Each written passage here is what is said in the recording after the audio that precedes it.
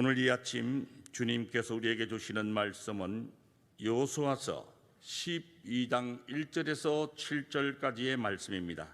구약 338페이지입니다. 오늘 아침 이 말씀으로 새우에서 고래로라는 제목으로 말씀 전할 때 성전에 나오신 우리 성도 여러분들과 각자의 가정에서 온라인을 통해서 지금 이 새벽 기도에 참여하고 계시는 성도 여러분의 가정에도 똑같은 하나님의 은혜가 충만한 이 시간 되시기를 간절히 축원드립니다. 오늘은 나라를 위해 목숨을 바친 국군 장병들과 호국 영령들을 추모하기 위해 지정된 법정 기념일인 현충일입니다. 오늘은 각 가정마다 조기를 개양하고 경건한 마음으로 이 하루를 보내야 할 것 같습니다. 오늘 참으로 농부들에게는 귀한 단비가 내렸습니다. 오늘 이 시간 농부들에게 귀한 단비가 내렸듯이 이 시간 우리 모두에게 성령의 단비가 흠뻑 함께하는 이 시간 되시기를 소망합니다. 우리나라 속담에 고래 싸움에 새우등 터진다라고 하는 말이 있습니다. 강대국 사이에서 양쪽의 눈치를 봐야 하는 우리나라의 현실을 빗대어서 종종 쓰여지기도 합니다. 여기에서 새우라고 하는 말은 참으로 보잘것없고 형편없는 상태를 가리킬 때 표현하는 말입니다. 이스라엘이 그랬습니다.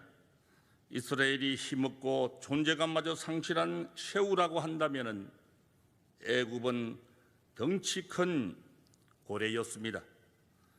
400년이란 장구한 세월 속에 큰 소리 한번 내어보지 못한 채 숨죽이며 살아온 형편없는 새우떼들이었습니다.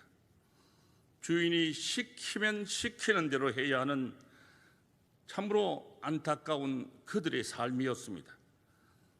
지금까지 우리는 여호수아 10장과 11장에서 새우 같은 존재인 이스라엘 백성들이 어떻게 고래와도 같은 가나안 땅의 남부 지역과 북부 지역을 점령했는지에 대한 내용을 자세히 살펴보았습니다. 다시 정리해서 말씀드리자면 지금까지 새우처럼 보잘것없고 하찮은 존재였던 이스라엘 백성들이 마치 거대한 고래처럼 느껴졌던 가나안 땅을 정복한 결과를 요약해서 말씀해주고 있는 것입니다. 우리가 지금까지 여호수아 1장부터 11장까지의 말씀을 배우면서 언급했던 내용이 무엇이었습니까? 새우처럼 나약하고 보잘것없던 이스라엘이 이제는 새우에서 덩치 큰 고래가 된 근본적 이유는 바로 하나님께 달려있다는 것입니다. 이 전쟁에 있어서 승패 여부가 하나님께 달려있기 때문에 그 하나님을 의지하고 신뢰하고 믿으라는 것입니다. 찬양하고 기도하고 말씀을 듣고 그 말씀에 순종하는 것 역시도 결국은 그 기도를 들어주시는 주체이시며 말씀하시는 주체이신 하나님을 전적으로 신뢰하고 의지하라는 것입니다. 오늘 아침 우리 모두가 배우는 여호수아 12장에서는 지금까지 이스라엘 백성들에 의해 점령당한 나라와 왕들에 대한 이야기가 세세하게 기록이 되어 있습니다. 본문 1절부터 6절까지는 요단강을 건너기 이전에 요단 동편의 왕들을 이기고 그 땅을 차지한 내용들이 기록이 되어 있습니다. 그리고 7절부터 마지막 24절까지는 요단강을 건넌 이후 요단의 서편 쪽 왕들을 이기고 또 그들의 땅을 차지한 내용들이 열거되어 있습니다. 먼저 요단 동편에서는 아모리 왕 시혼과 바산 왕 옥을 물리치고 그들이 다스렸던 땅을 차지하게 되었다는 내용이죠. 또 요단 서편에서는 여리고 왕과 아이 왕을 포함해서 총 31명의 왕들과 싸워서 승리를 거두고 그들이 다스렸던 성과 마을과 땅을 차지하게 되었다는 내용이 오늘 우리가 배우고자 하는 12장에 기록되어 있습니다. 성도 여러분, 러시아와 우크라이나의 전쟁을 바라보면서 한 나라를 점령한다는 것 자체가 저렇게 힘들고 어려운데 무려 31개국을 그것도 짧은 시간에 점령할 수 있었다는 것은 정말 기적 같은 일이었습니다. 그것은 하나님의 도움 없이는 절대로 불가능한 일이었습니다.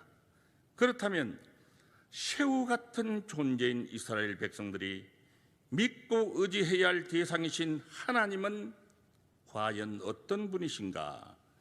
그리고 저를 비롯한 성도 여러분이 믿고 신뢰해야 할 하나님은 과연 어떠한 존재인가? 그리고 그분은 나에게 어떤 분으로 다가오는가? 과연 그분은 우리가 믿고 신뢰하고 의지할 만한 분이 분명한가? 이러한 부분을 한 번쯤 짚고 넘어가자는 것입니다. 우리 모두가 신뢰하고 의지하는 그 하나님이 어떠한 분이신지 분명히 알아야만이 우리 모두가 믿음의 뿌리를 더욱더 깊이 내릴 수가 있기 때문입니다. 첫째로 하나님은 책임지시는 하나님이십니다. 본문 1절의 내용을 다 함께 읽어보시겠습니다. 시작. 이스라엘 자손이 요단 저편 헤도는 쪽 곧 아르논 골짜기에서 헤르몬 산까지의 동쪽 온 아라바를 차지하고 그 땅에서 쳐 죽인 왕들은 이러하니라. 여기에서 요단 저편 헤도는 쪽이라고 하는 말은 요단 동쪽 땅을 가리키는 말입니다. 요단 동쪽 땅은 광야와 연결되어 있는 땅입니다. 그러니까 모세가 죽기 전에 아모리 왕 시혼과 바산 왕인 옥을 물리치고 얻은 땅이었습니다. 이 땅에서는 목축업을 하는 르우벤 지파와 갓 지파 그리고 므낫세 지파 중에 절반의 사람들이 기업으로 분배를 받아서 정착하게 되었습니다. 요단 동쪽 땅을 지배했던 시혼과 옥은 전쟁에서 매우 뛰어난 장수 출신의 왕이었습니다. 그를 따르는 백성들 또한 키도 아주 크고 몸집도 장대한 사람들이었습니다.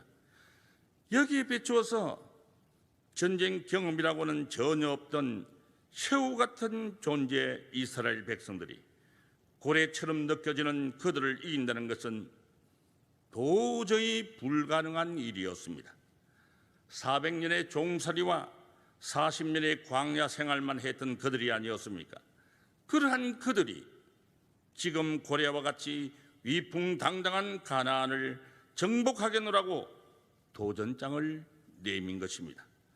처음에는 가나안 땅의 원주민들이 코웃음을 쳤습니다.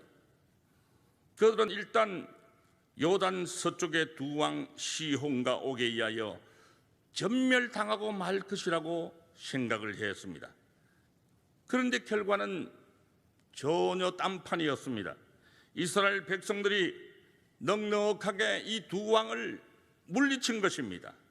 한마디로 새우가 고래를 이긴 것입니다. 아니, 한마디로 보잘것없던 새우가 이제 고래가 된 것입니다. 오늘 본문의 서두에 요단강 서쪽의 두 왕을 이긴 이야기를 먼저 꺼낸 이유가 어디에 있을까요? 그것은 이스라엘 백성들이 잘나서 똑똑해서 그들이 뛰어나서 전쟁에 이긴 것이 아니라 하나님의 은혜로 말미암아 승리하게 된 것임을 잊어서는 안 된다는 의미입니다. 여기에서 본문의 6절과 7절을 제가 읽어보겠습니다. 여호와의 종 모세와 이스라엘 자손이 그들을 치고 여호와의 종 모세가 그 땅을 르우벤 사람과 갓 사람과 므낫세 반 지파에게 기업으로 주었더라. 여호수아와 이스라엘 자손이 요단 이편 곧 서쪽 레바논 골짜기의 바알갓에서부터 세일로 올라가는 곳 할락산까지 쳐서 멸한 그 땅의 왕들은 이러하니라. 그 땅을 여호수아가 이스라엘의 지파들에게 구분에 따라 소유로 주었으니. 여기에서 보시면 가나안 동쪽 땅을 포함해서 서쪽 땅도 이스라엘 백성들이 점령했다라고 나와 있습니다. 이것은 가나안 동쪽 땅만 하나님의 은혜로 얻게 된 것이 아니라 동서쪽 땅 역시도 하나님의 도우심과 역사하심으로 이스라엘 백성들이 점령했다라고 나와 있습니다. 가나안 정복 전쟁의 시작부터 마지막까지 하나님이 이스라엘 백성을 도우셨고 은혜 가운데 승리할 수 있도록 일하셨다는 것을 알려주고 있는 것입니다. 애굽에서의 구원과 광야에서의 인도하심이 있었기에 지금의 가나안 땅까지 오게 되었습니다. 그리고는 마침내 그 땅을 차지하게 된 것입니다. 오늘 여호수아 12장의 가나안 땅 정복이 성공적으로 끝마칠 수 있었던 이유는 지금까지 하나님이 이스라엘 백성들의 삶을 인도하셨고 그들의 발걸음을 책임져 주셨기 때문에 가능했던 것입니다. 구원하신 하나님이 그들의 삶을 인도하셨고 마침내 약속의 땅에 정착할 수 있도록 끝까지 책임져 주신 것입니다. 우리가 믿고 섬기는 하나님, 우리의 경배와 찬양의 대상 되시는 하나님, 이스라엘 백성들의 삶을 인도하시고 책임져 주셨던 하나님, 은혜 가운데 가나안 땅을 기업으로 허락하신 하나님, 그 하나님이 바로 우리의 하나님이 되심을 믿으시는 저와 여러분 되시기를 간절히 기도합니다. 두 번째로 하나님은 약속을 지키기 싫은 하나님이십니다. 오늘 여호수아서 12장의 결론은 이스라엘 백성들이 가나안 땅을 정복했다는 사실입니다. 그러한 사실 앞에는 하나님의 약속대로라는 전제가 붙어 있습니다. 하나님께서는 창세기부터 아브라함에게 그의 후손들이 가나안 땅을 기업으로 얻게 될 것이라고 약속을 하셨습니다. 그리고 세월이 흘러서 아무런 희망도 없이 애굽의 노예로 살고 있던 이스라엘 백성들을 향해서 하나님이 가나안 땅을 기업으로 주시겠다라고 약속을 하셨습니다. 오늘 여호수아 12장의 말씀은 바로 이러한 하나님의 약속이 현실로 이루어지고 성취되어진 것을 보여주고 있는 것입니다. 참으로 놀라운 것은 새우보다 못한 이스라엘 백성들은 하나님 앞에서 반역하고 범죄를 저질렀음에도 불구하고 하나님의 약속은 취소되지 않았다라는 것입니다. 사랑하는 성도 여러분, 오늘날 우리 인간은 어떻습니까? 우리는 늘 하나님 앞에 범죄하며 하나님을 실망시키는 일을 밥 먹듯이 합니다. 이스라엘 백성들 또한 광야 40년 동안 불평과 원망을 늘어놓았습니다. 우리 인간의 삶의 모습과도 너무나 흡사합니다. 우리는 세상을 살면서 자주 쓰러지기도 하고 실패도 합니다. 그러나 하나님은 우리의 반복되는 실수와 넘어짐에도 불구하고 우리를 포기하지 않으시고 우리를 향한 하나님의 선하신 뜻을 이루어 나가십니다. 예수님께서는 마태복음 28장 20절에서 이렇게 약속합니다. 내가 세상 끝날까지 너희와 항상 함께 있으리라. 이 세상 끝날까지 주님께서는 우리의 삶 가운데 함께 하시겠노라고 약속하고 계십니다. 하나님께서는 이처럼 우리 모두를 향해 말씀하신 모든 약속들은 하나님의 때에 하나님의 방법으로 반드시 이루어지실 줄 믿습니다. 셋째로 하나님은 우리를 유익해 하시는 하나님이십니다. 가나안 전쟁은 결코 쉬운 전쟁이 아니었습니다. 목숨과 생명을 담보로 치열하게 싸웠던 처절한 전쟁이었습니다. 뺏느냐 아니면 죽느냐 하는 살벌한 현실이었습니다. 더욱이 쇠우가 고래에게 덤벼든 싸움이었습니다. 이러한 가운데 이스라엘 백성들은 실패하기도 하고 또한 넘어지기도 했습니다. 그러나 참으로 감사한 것은 그 실패와 넘어짐이 끝이 아니라 그 속에서 하나님은 교훈을 주시며 다시 일어설 수 있는 은혜를 주셨다는 것입니다. 새우가 고래가 될 수 있도록 버팀목이 되어 주신 것입니다. 실패와 넘어짐까지도 이스라엘 백성들이 한 단계 더 성숙한 하나님의 백성들로 성장케 하는 교육과 훈련의 과정으로 사용하셨습니다. 성도 여러분, 이 땅에 살아가는 우리 또한 마찬가지입니다. 치열한 삶의 전쟁을 경험하고 학교와 직장에서조차 치열한 경쟁 속에서 살아가고 있는 우리들입니다. 청년들은 취업난, 경제적 어려움 때문에 취업도 결혼도 포기한다며 한숨 짓는 사람들이 한두 명이 아닙니다. 정말 우리의 삶 자체가 전쟁이라 해도 과언이 아닙니다. 그래도 감사한 것은 이러한 무서운 삶의 전쟁 가운데 우리가 혼자가 아니라는 사실입니다. 삶의 전쟁 한복판에 언제나 하나님이 우리들의 인생을 붙잡고 계시고 우리들의 삶을 가장 선한 길로 인도하고 계십니다. 사랑하는 땅끝 가족 여러분, 오늘날 이 땅을 살아가는 우리는 얼마나 많은 인생의 위기와 어려움을 경험하면서 살아가십니까? 얼마나 큰 두려움과 위기 속에서 고통을 당하고 갈등을 일으킬 때가 많습니까? 그런데 우리에게 위로가 되는 것은 과거 이스라엘 백성들에게 강하고 담대하라고 말씀하신 그 하나님이 오늘을 살아가는 우리 모두에게 강하고 담대하라고 말씀하신다는 사실입니다. 과거 이스라엘 백성에게 용기와 위로를 주셨던 그 하나님께서 오늘날 우리 모두에게 용기와 희망을 주시는 하나님임을 믿어줘야 합니다. 지금도 역사의 주관자 되시는 하나님께서 우리에게 용기와 위로를 주시며 우리를 응원하고 계십니다. 성경은 분명히 말씀하고 계십니다. 이는 만물이 주에게서 나오고 주로 말미암고 주에게로 돌아갑니다. 그에게 영광이 세세에 있을지어다. 쇠우 같은 존재였던 이스라엘을 하나님의 도우심과 역사하심으로 그 누구도 넘볼 수 없는 바다의 제왕 고래로 만들어주신 이는 하나님이십니다. 하나님은 책임지시는 하나님이시기 때문입니다. 그 하나님은 약속을 지키시는 하나님이십니다. 또한 우리를 유익해 하시는 하나님이십니다. 오늘 이 하루도 이러한 하나님과 함께 동행하는 하루가 되시기를 주님의 이름으로 축원드립니다. 오늘의 말씀을 묵상하시면서 다 함께 기도드리겠습니다.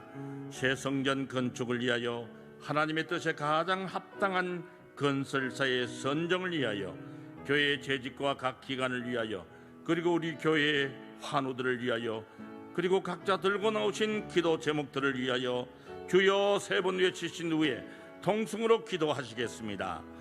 주여 주여 주여.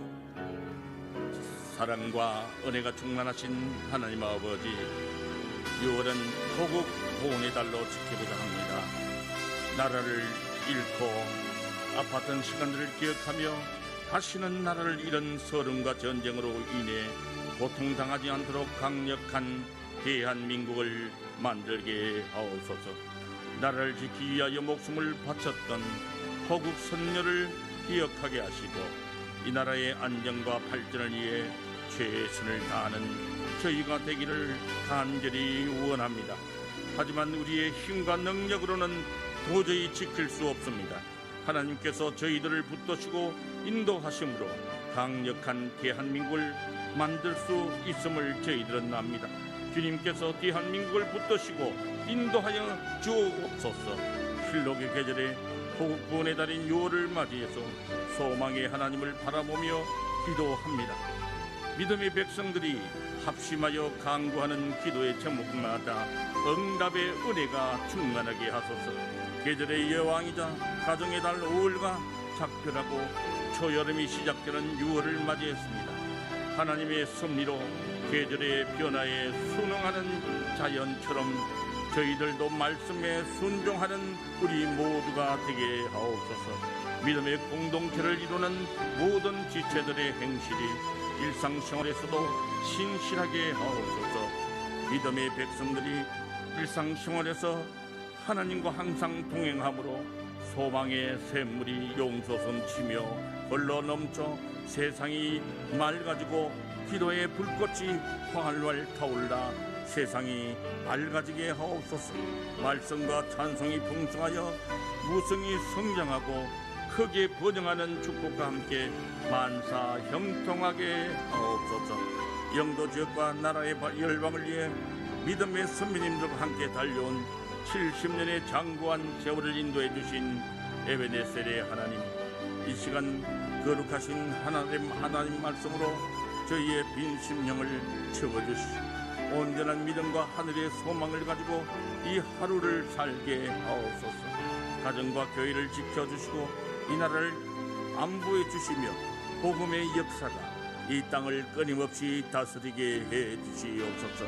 사랑과 자비가 풍성하신 하나님 아버지, 풍요와 감사의 계절에서 여호수아와 함께하는 새벽 여행을 기쁨으로 참석했습니다. 이러한 여호수아의 말씀 속에서 진리를 깨닫게 주옵소서. 당신의 사랑하는 종들의 기도 소리를 하나하나 귀 기울여 들으시며 응답하시는 하나님을 찬양합니다. 그동안 코로나로 인하여 삶의 활력을 잃은 우리 성도들에게 생기를 불어 넣어주시고 어둠 속에 갇혀 길을 잃은 아들에게는 하늘의 빛을 비추어 인도하여 주시고 인생의 가장 어려운 순간을 견디고 있는 모든 성도들에게는 하나님의 치유의 능력이 부어지기를 간곡히 간절히 기도합니다. 이 새벽에 마음을 새롭게 하시는 주님의 영이 저희 안에 충만케 하옵소서. 독수리가 날개치며 올라감같이 다른 박질하여도 곤비지 아니하고 걸어가도 피곤치 않는 하루가 되게 해주시옵소서. 역사의 주관 되신 하나님 아버지, 주님께서 허락하신 날들이 의미 있고 가치 있는 삶으로 채워질 수 있도록 인도하여 주시옵소서.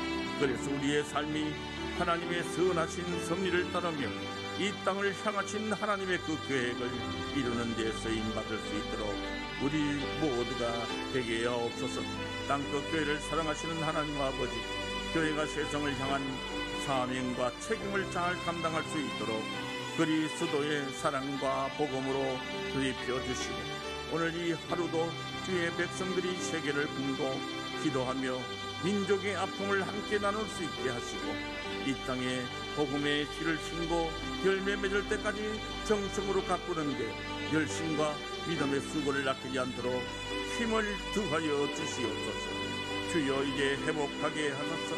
예배가 회복되고 모든 성도들의 삶이 회복되게 하옵소서.